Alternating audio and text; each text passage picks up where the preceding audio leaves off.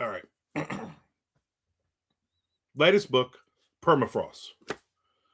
Permafrost. 30 years later. I'm going to read you the back. You can do this yourself. I'm going to do it for you because I appreciate you. This is the back. This is the back cover, by the way, of the print version. Obviously, this is the print version. 30 years after the end of Dying Days, the zombies are gone. So is almost everyone else. Whoever wrote this back copy is a genius. The world is buried beneath ice and endless snow. Civilization has collapsed into scattered settlements and ruthless scavengers who kill first and take what they can. Survival is all that matters. Bernie and Prophet have tried to protect their children from that brutality, to teach them something better than fear and violence. But when their parents vanish without a trace, Parker and Becky are left alone in a frozen wasteland. No guidance, no safety, no second chances.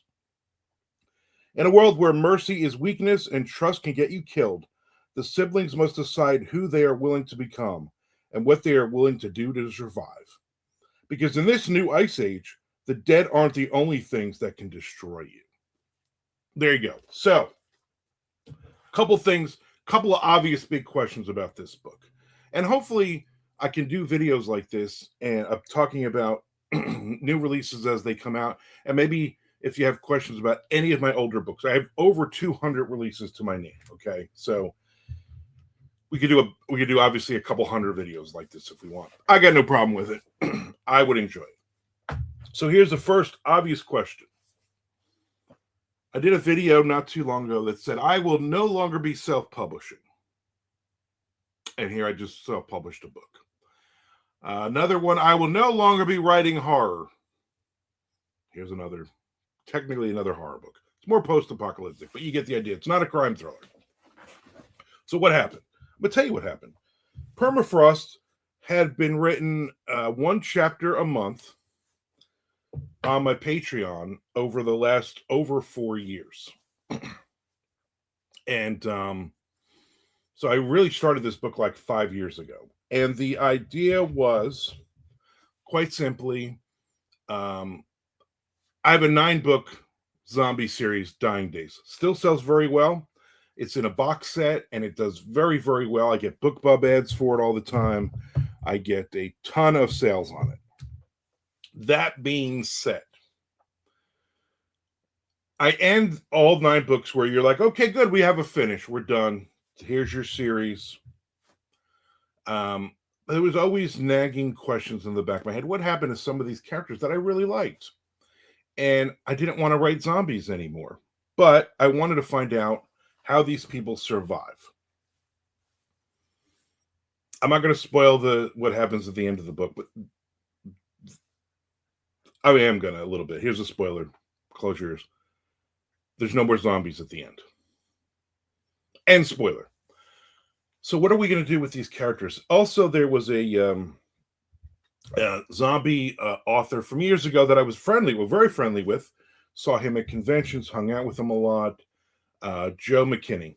He wrote some phenomenal zombie books. He dropped out. Let's just say he dropped out of the horror community. He got very political back when not everyone was very political, and then he sadly passed away. And he had written under a pen name. I don't even know what his pen name was, but he had stopped writing zombie books and stuff. So at a talk one time with him, he said, I would love to write a book set 30 years later. How are the survivors doing? The zombies would probably be gone by then because they would run out of, live people to eat, kind of thing. And what would happen then? And I was like, that is a really good idea. So as far as I know, he never wrote that. And I've always had that in the back of my head. A couple of the characters, okay, Prophet and Bernie were 2 of those characters that come in late in the series. I really loved writing them.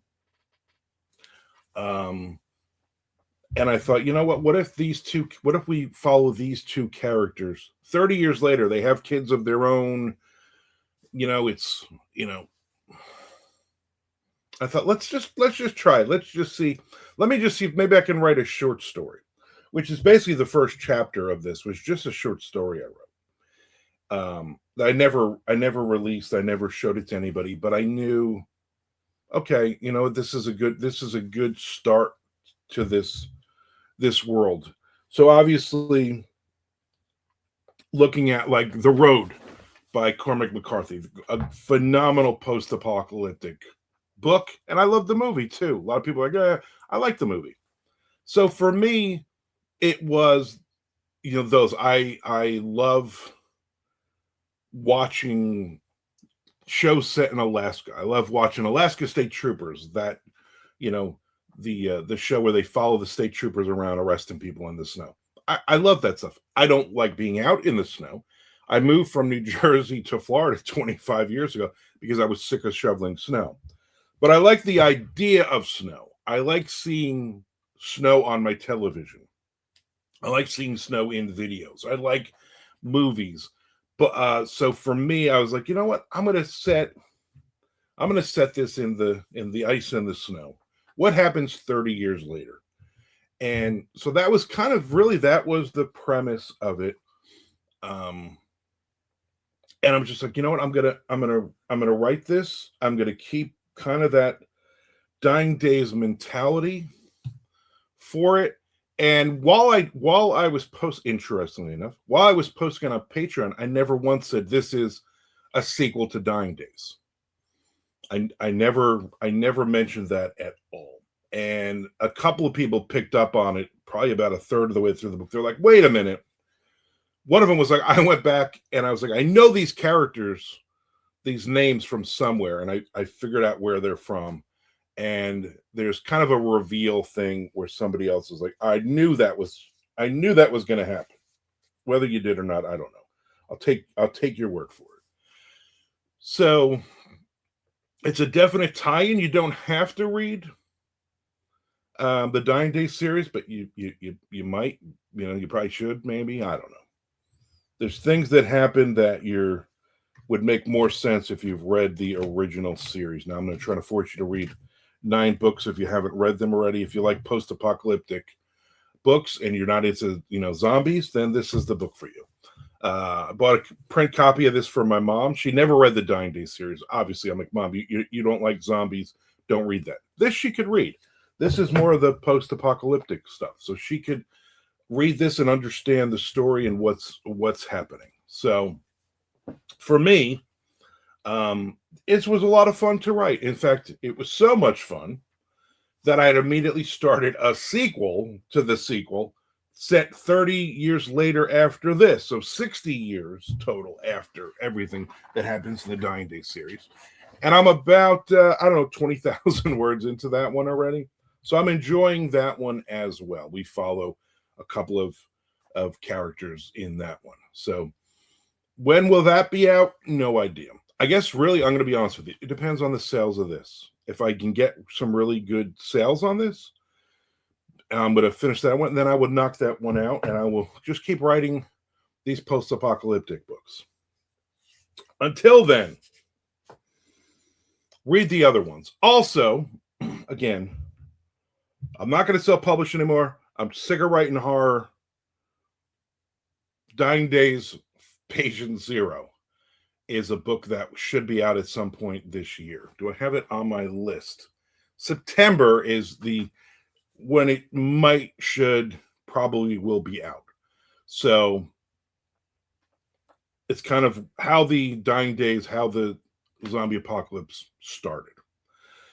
So that will be out. So it's going to be Dying Days, Patient Zero, Dying Days 1 to 9, then Permafrost, and then the sequel is called Carnifex. So all those books will be in this series. Will there be more books in this series? Yeah, probably. Will there be, and again, it's one of those. This is a career. This is a business. So if this book doesn't sell, I'll probably just throw Carnifex out there at some point. I don't think it's even on my list yet. No, because I haven't finished it, so I didn't put it on my list. And that might be it. Then it might just wrap everything up and we're done. If Dying Days Patient Zero does well, could there be a sequel to that book? Sure, of course. If it doesn't do as great as I'm hoping it will, then it's a one and done, and it's a full story. There's no cliffhanger in that. If you read all 9 Dying Days books, there's no cliffhanger, and you know what I'm saying. So they're all written that the reader doesn't go, "Oh, what happens now?" kind of thing. For me, as a reader and as a writer, after Dying Days 9, I wanted to know what happens now to some of these characters. And there's a lot of characters in that series that I could have written about, and I mean, I could still write about. Who knows? You know, who can say? So for me, this is exciting because it is kicking off something hopefully that will do well. My Dying Days books still do very well, so they're all available in ebook print. They're also all available on audiobook. The 9th book finally got finished on audiobook, which is great. So I'm getting a lot of traction on that. There's also a 9-book box set, so you can read all 9 books for like $9.99, which is obviously a lot cheaper than paying $2.99 or $3.99 or whatever the price is. I don't even remember. Also, they're all in Kindle Unlimited, so you can read all 9 books. You can also read Permafrost in Kindle Unlimited as well. I have no problem with that. I'm still making money.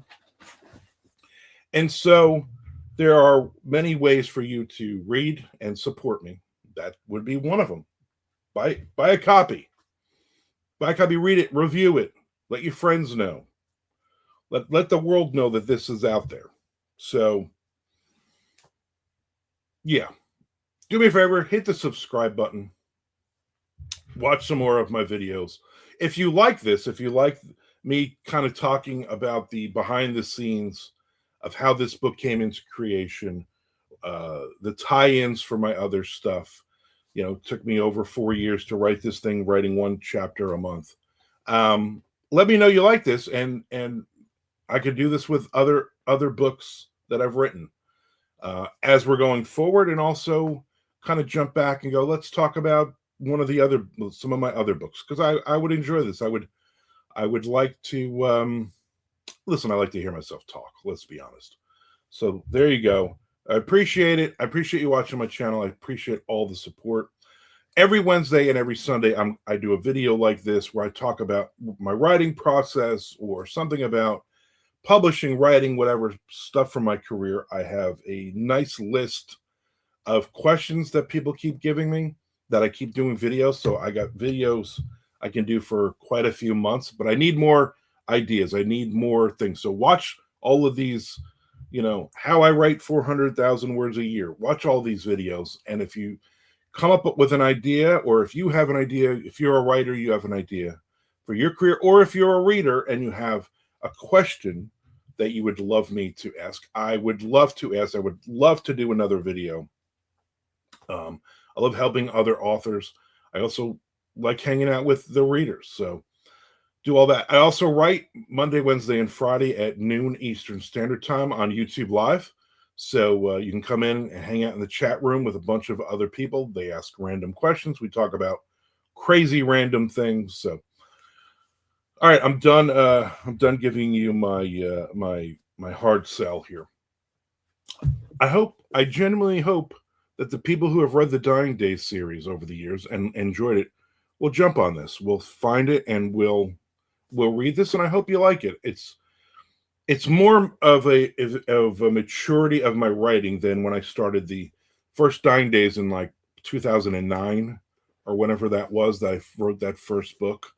I will tell you that there's other books in this series, offshoots. Highway to Hell was the original novella.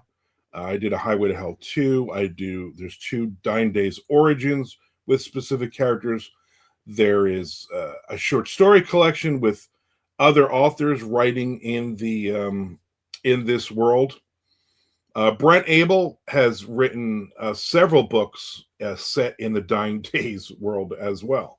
So there's a lot out there for you to do. Also, just so you know, as a little note. The Permafrost.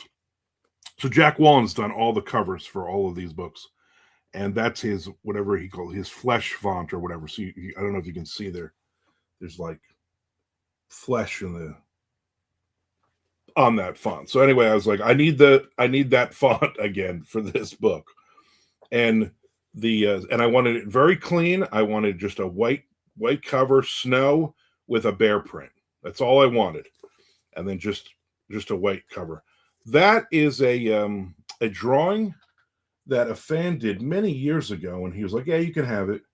I used that on my table runner when I was doing a ton of book signings, so that would be on the top of the table, which is kind of neat. That would draw people over when I was basically just selling horror books, and so that's kind of neat. It's neat that I still use that. I use my normal author picture on everything else. But on the zombie stuff, I always use that one because I just think it's pretty cool. It's me as with a skeleton hand wearing a Slayer shirt. My goatee is a little bit, my beard is a little bit more gray than it was in this drawing. But back 10 years ago or more, when he drew, probably more than 10 years ago. Goodness, getting old. All right. Anyway, thank you very much for hanging out with me again.